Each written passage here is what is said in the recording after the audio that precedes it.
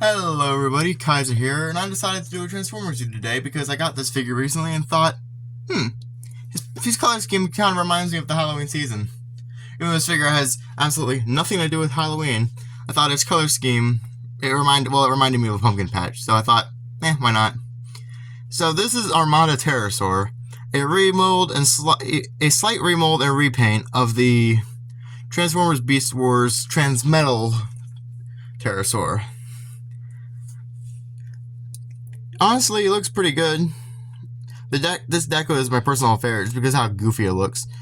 I'll put the original deco on screen to show as a comparison. Sorry for my stuttering. But yeah, this deco is a lot more goofy compared to the other one, but the other one looks a lot cooler in my opinion. But actually, I like, what am I saying? I like this one way more than the other one. I also went about it. But anyway. Yeah, it has a lot of has exactly the same details as the original Transmetal had. Especially these pretty neat looking prismatic paint apps on the sides of the Beast Mode head, which I'll show off more at a later date, and sides of the wings, which become these long bladed weapons in robot mode. Overall, this figure is pretty nice. The back. This part, there's a slight, I think on the original, when the Minicon port is not here, this could fold down flush onto the back. However, with the Minicon peg there, it kind of sticks up. So I choose to leave it up like that for my personal preference. But if you want to keep it down like that, you can do however you want. It's your own version of the toy. Right. I love how these massive bladed shoulders make him look more imposing and threatening than he probably is, in all honesty. It's Terrorsaur. His head also invokes that original Terrorsaur design, which I think is pretty cool. Shame he never appeared in the show. I think they planned to, but they just didn't have the budget for him originally to appear in Beast Wars Season 2, which is unfortunate, but I understand it. They weren't given much to work with. But yeah, might as well go on to the articulation now. His elbows have a slight bend, so not the best of bends, but like good enough for the time. So pretty good today. The arms can do a full rotation. There's even this hinge at the back, which I think is more useful in Beast Mode, where you can fold back like that. Kind of give him that kind of pose like that, which in my opinion looks pretty cool. His knees aren't a ball joint, so as much ball joint as you think it would, sorry about that, as much articulation as you think it would. His knees are actually double jointed because of the transformation. You have 1 and 2. Pretty neat, pretty posable as well. The feet, there's no ankle rockers or anything, but it's an old toy from 1996, so it's passable. The toes also have a hinge that fold them in or fold them out. You can fold them back completely flat like that, which I don't think is used in any modes, but it's something. It's at least something. Kind of wish this was painted because it kind of looks like a thruster, but I can live with it. I'll be fine without it. I'm probably gonna remove the weapons here for now to get a better look at the hands, because they honestly look pretty cool. Pretty cool Talon hands for Beast Mode. Alright, I think I looked at Mr. Terrorsaur here for long enough. Let's go to his Minicon, Ironhide. And she's as basic as a Minicon gets. I think she's a redeco of one of the Expedition Minicons. Not entirely sure who, but she looks neat. Yeah, I don't really have much to say about her. She's cool. I had this little gimmick she has. She has a wheel on her chest that you can roll. And the turret on her back moves. I think it's neat. The amount of articulation she has is surprisingly her legs are not connected. So she has a knee, a hinge at the knee, a hinge at the waist. Look how to go side to side. Arms can move up and down. Oh, I forgot on Terrorsaur. His head can look down for the transformation joint and can move side to side. I forgot to point that out when I was moving through his articulation. But yeah, pretty simple little lady right here. Anyway, onto... I think we should go into the size comparison. Move Ironhide to the side here. Let's get rid of these weapons. The only figure I have with me to compare to the Armada Terrorsaur here is the Kingdom Terrorsaur. Let me just make sure it doesn't fall back. Stay.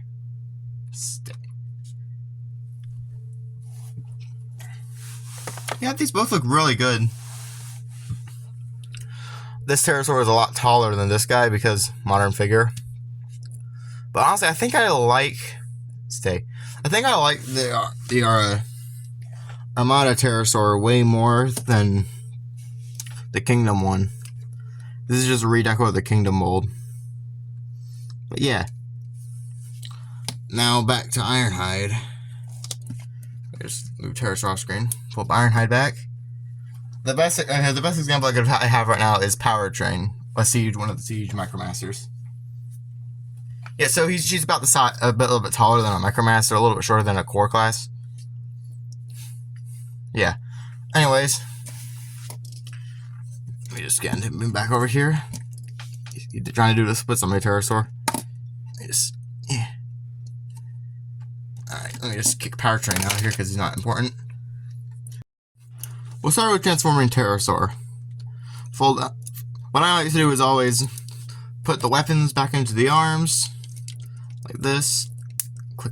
Just clip them in, back onto the hinge, which honestly looks pretty neat. I like to keep them like this on the shelf, because I forgot to point it out, in robot mode, you just keep them like this on the you can just keep them like this. Anyway, fold these orange blades down, they're on a hinge, and then straighten them out with the arms. That would make the wing for beast mode.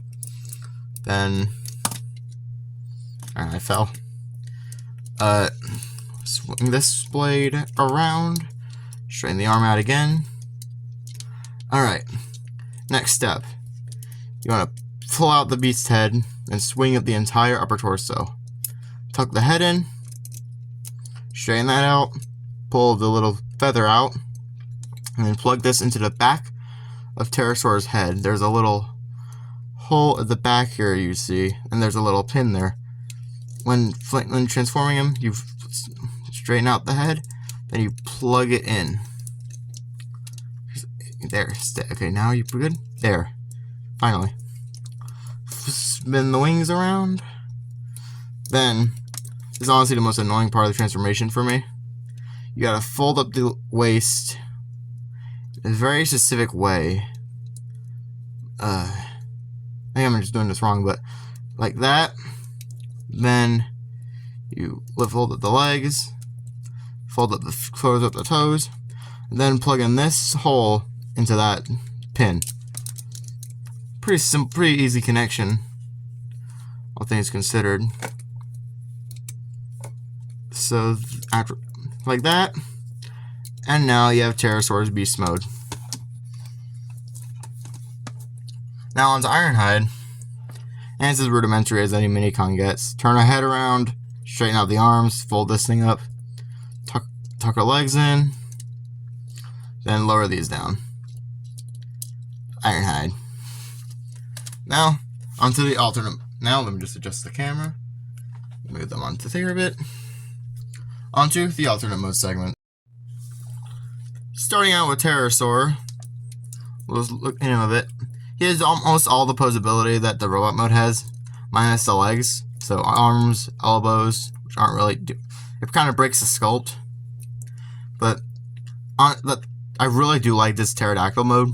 Something neat, I noticed that the beak kind of has these little like rivets in it that kind of resemble teeth. It's even cooler that you can open it, which is pretty cool. The feather also looks pretty sweet. It's molded in this metallic light green like most of the rest of his body is. Like some of the wings, like the upper arms, the back, and these little bits that I'll get into later, along with his toes. He just looks very nice in his beast mode. I forgot to mention he has his name tampographed on his wing like the original Transmetal does.